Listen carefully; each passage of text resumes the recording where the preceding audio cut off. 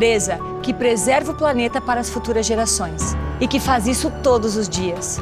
Uma empresa que cria soluções para outras empresas preservarem também, valorizando resíduos, compensando carbono, sendo ESG. Uma empresa brasileira que exporta conhecimento para dezenas de países. Foi por isso que eu me tornei acionista, embaixadora e membro do Comitê de Sustentabilidade da Ambipar. Ambipar, a líder em gestão ambiental. Bom dia, boa tarde a todos, principalmente a Luísio, Cris, parabéns pela história do Money Report. Eu acho que para todos nós aqui é sempre um orgulho apoiar um veículo que defende intransigentemente a democracia, o desenvolvimento sustentado, o Estado de Direito e a economia de mercado. Não por uma preferência pessoal, mas por uma preferência racional. É isso que vai fazer o Brasil se desenvolver, uma sociedade mais justa,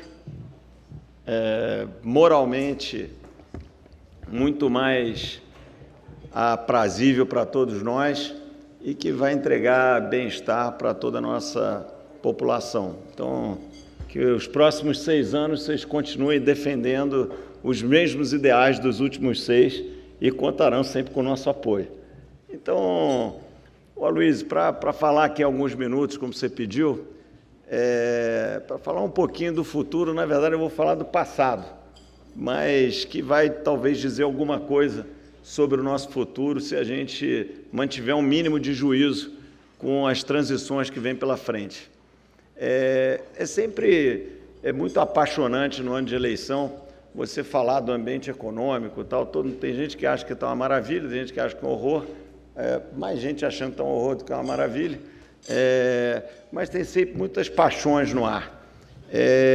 E eu acho que, como o Brasil e uma tendência global nas grandes democracias se polarizou muito, então a gente está com muita fumaça no espelho para a gente analisar o cenário econômico. Mas eu quero, no fundo, aqui fazer uma retrospectiva que mostra que vale a pena os esforços que foram feitos, um pouco aqui majoritariamente pela nossa geração aqui no Brasil.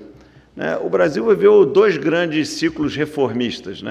O primeiro, estou falando já do Brasil moderno, tiveram outros, mas para a gente não ficar no passado mais recente, desde a estabilização econômica, a gente teve um ciclo reformista que foi Fernando Henrique I, Fernando Henrique II, Lula I. E depois tivemos um hiato e retomamos esse ciclo reformista com Temer e governo Bolsonaro. E aqui eu estou fazendo uma análise desapaixonada, racional, tal. Todos esses governos, até os bons, passaram por momentos ruins, cometeram erros, como faz parte aqui, todos vocês, todos nós somos empreendedores, acontecem nas nossas empresas em todos os momentos. Então, não vejo nada de errado com isso, a gente tem que olhar a nossa evolução, que ainda que a gente seja muito frustrado com a velocidade, a profundidade, a ambição das nossas transformações, a gente tem que tentar entender para onde elas nos levaram, para se animar a lutar, para continuar transformando a sociedade.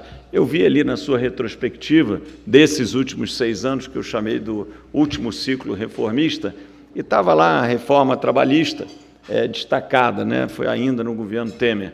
E podia destacar algumas outras coisas também de natureza macroeconômica ou de natureza microeconômica. Tivemos a reforma da Previdência, que foi uma das maiores já feitas no mundo em relação ao PIB. Só para lembrar a dificuldade de uma reforma dessa, o presidente Macron tentou fazer essa reforma com apoio do Congresso e não conseguiu. E, relativamente ao PIB, era uma reforma menos ambiciosa que a brasileira.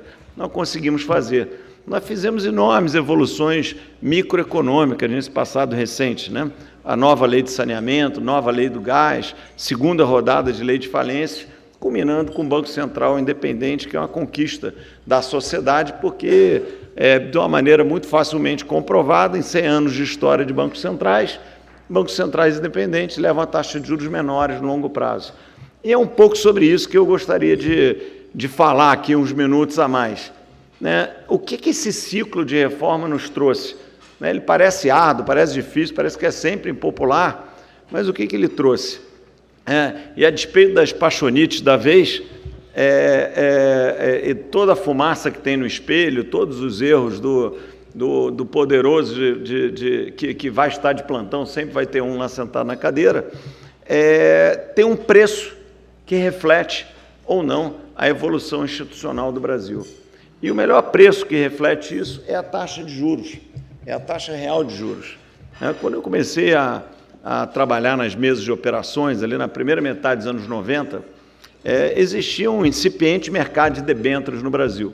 E esse mercado era um mercado de 2 anos e, basicamente, empresas de leasing ligadas aos bancos, portanto, empresas de primeira linha, né?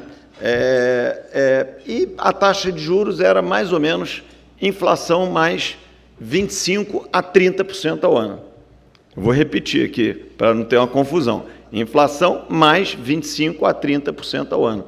E era basicamente esse todo o range nesse período aí, primeira metade dos anos 90. Muita coisa se fez, muita coisa andou, tal, e quando o Tesouro Nacional relançou os títulos públicos indexados à inflação, as NTN-Bs, que vários de vocês aqui são investidores, podem usar aqui, como vocês viram, um vídeo muito bem feito, podem usar o BTG para investir os seus recursos em NTN-Bs, os clientes ficam satisfeitos, né? Quando foi lançado, mais ou menos há uns 10 anos atrás, um pouquinho mais, esses títulos foram lançados num preço de inflação mais 12% a 14%. Esse era o preço das NTN-Bs, que foram lançadas com prazo entre 5 e 10 anos. Então, tivemos uma evolução desse mundo de juros de 25 a 30 para um mundo de 12 a 10, os prazos se estenderam de 2 para 5 a 10 anos.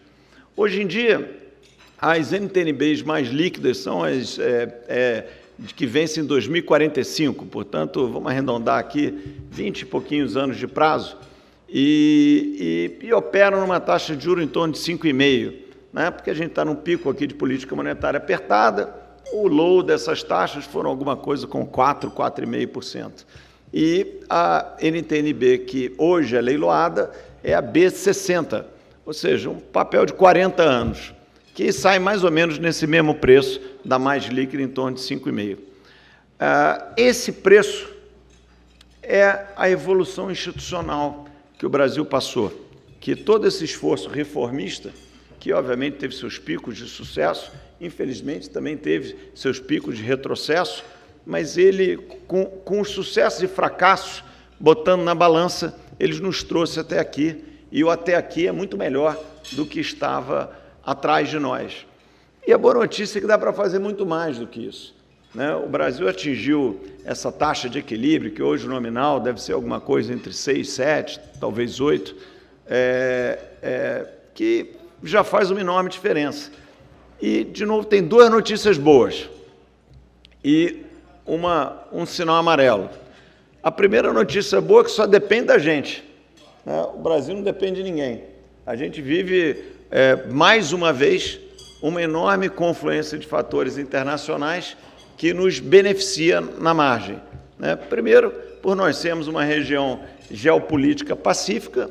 Segundo, por a gente ser um dos maiores produtores, se não no seu coletivo, o maior produtor mundial de commodities, que vão continuar nos seus ciclos de alta, sejam as commodities minerais, sejam as commodities agrícolas, sejam as commodities energéticas. O Brasil é um dos pouquíssimos países do mundo, o único com escala, que é exportador das 3 commodities, né? Lembrando que a Argentina, grande produtor de grãos, enorme reserva de gás do mundo, terceiro país com maior reserva de gás do mundo, e importa gás, né? Importa gás. Por que a Argentina importa gás? Por uma escolha de políticas econômicas erradas, que impossibilitaram o congelamento de tarifas, impossibilitou o investimento, não há investimento, então você está sentado em cima do gás que não serve à sua população, né? Lembrando a todos aqui que a idade da pedra, ela não terminou por falta de pedra, né? Ela terminou porque a turma resolveu fazer outra coisa, não precisava mais da pedra. Então, um dia vai acabar a idade dos combustíveis fósseis, Quem usou, usou, quem não usou, não usou. Então, o valor que isso daí vai se transformar às suas sociedades tem muito a ver com as suas escolhas de política econômica, né? Estamos aí no meio de uma discussão sobre quem é o novo presidente da Petrobras. Eu estou até olhando aí uns candidatos aqui na plateia, mas não vou sugerir ninguém para não constranger. Mas, dito isso, a gente vive um ótimo contexto global. Commodities em alta, a nossa previsibilidade geopolítica faz com que o Brasil seja um ótimo polo para poder atrair esse encurtamento de cadeias produtivas que vai acontecer, né? O mundo passou por dois grandes traumas. Primeiro, a pandemia. Quando estamos saindo da pandemia, chegamos na guerra.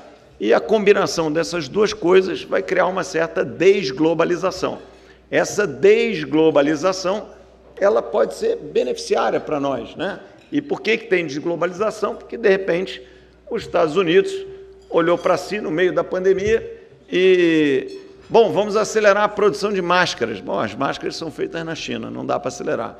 Bom, vamos acelerar a seringa. Não, a seringa é feita no Vietnã, também não dá. Vamos fazer o IFA da vacina. Não, esse é na Índia, também não funciona. Pô, mas para que essas máquinas todas aqui? Não, elas também não estão funcionando, porque o chip de Taiwan também não está chegando. Então, de repente, a turma se tocou que existe um tema geopolítico e a guerra veio logo em seguida para mostrar que ele é mais sério e presente do que o nosso peace dividend dos últimos 50 anos sugeria, de que a gente tem que ter alguma preocupação estratégica. Então, nós vamos viver uma era ruim para o mundo, de uma certa desglobalização, cuja consequência econômica mais visível é uma certa pressão inflacionária, né? Parte dessa desinflação que nós vivemos é a globalização que acontece desde 89 com a queda do Muro de Berlim. Então vai ter uma reversão nisso, mas que para nós especificamente somos pequenos como região economicamente, o Brasil e a América Latina, mas podemos ser grande atrator desses investimentos. Então acho que a gente vive aqui uma oportunidade importantíssima, seja ela porque tudo que a gente produz aqui, que a natureza nos brindou, está nos seus ciclos de alta, que vão continuar aí por um tempo. Bom, porque temos uma região geopolítica que atrai esse tipo de insegurança, ou seja, essa insegurança atrai os investimentos para cá, e o que, como eu disse aqui, só depende da gente, e esse também é o sinal de alerta. Depende da gente fazer as escolhas certas, né? Se nós abrasileirarmos o preço dos combustíveis na bomba, os investimentos não vão acontecer e, portanto, vai faltar exploração de óleo e gás do mercado local. Vamos daqui a pouco, que nem a Argentina, está importando gás ou óleo, mesmo tendo gigantes reservas como a gente tem hoje. Então, eu acho que a gente tem aqui eu contei a história da evolução da taxa de juros para mostrar que quando você faz, pelo menos majoritariamente, o certo, os resultados aparecem. E tem preços transparentes e mensuráveis para a gente poder entender o tamanho do nosso sucesso, ou, em outras palavras, o tamanho do nosso juízo, porque a gente podia ter ido muito mais longe, tivemos apenas um certo juízo de chegarmos até aqui. Eu contei um pouquinho desse ambiente geopolítico, econômico, global, para mostrar o tamanho da oportunidade. Se a gente combinar uma coisa com a outra, eu acho que a gente tem um futuro, que é onde você queria que eu chegasse, que pode ser extremamente construtivo para todos nós e principalmente para nossas sociedades. Então, acho que aqui evitar os populismos da esquerda, da direita. Eu acho que ganhe quem for a eleição, vivemos uma democracia de massas funcional, então válido o pêndulo ir para um lado e para o outro, válido a continuidade, válido a transição, tudo isso faz parte do jogo e a gente deve celebrar, não deve se entristecer, mas usar um pouco da nossa capacidade de explicar aquilo que nem necessariamente o mundo político nasceu sabendo, né? Os políticos, eles não são nem melhores nem piores, eles são políticos, reagem a estímulos políticos e entendem a realidade política. Cada um aqui, nos seus diversos setores, obviamente, conhece muito mais da dinâmica setorial, do ambiente global, daquilo que leva a crescimento de emprego e renda, muito mais do que quem vai estar lá. Então, que a gente use essa capacidade de passar palavras construtivas e construir esse futuro que pode ser tão bem escrito por nós. e, de novo, e que só depende da gente, tá bom? Aloysio, parabéns uma vez mais. Prazer estar aqui. Essa é uma homenagem a todo mundo que espalhou o seu melhor nesse momento. A Paula, que espalhou alegria sempre que podia. A Bia, que espalhou carinho pros pais. A Joana, que espalhou solidariedade pro prédio inteiro. O Beto, que espalhou energia para todos que precisavam estar nas ruas. E todo mundo que vai continuar mesmo quando tudo passar. Porque espalhar o nosso melhor juntos é o melhor que podemos fazer a cada dia. Grupo Carrefour. 45 anos de parceria com os brasileiros.